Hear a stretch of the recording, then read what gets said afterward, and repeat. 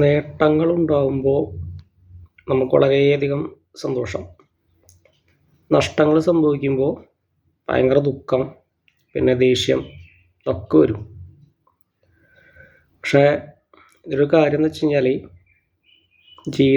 നമുക്ക് ജീവിതത്തിൽ ഒരു നഷ്ടം എന്ന് പറയുന്നത് നമ്മൾ വസിക്കുന്ന, അതായത് ഞാൻ എന്നൊരാൾ വസിക്കുന്ന ഈ ശരീരം ഒരു നാൾ ഉപേക്ഷിച്ച് പോകേണ്ടി വരും. ആ ശരീരം പോണ ഒരു വലിയൊരു നഷ്ടം തന്നെയാണ്.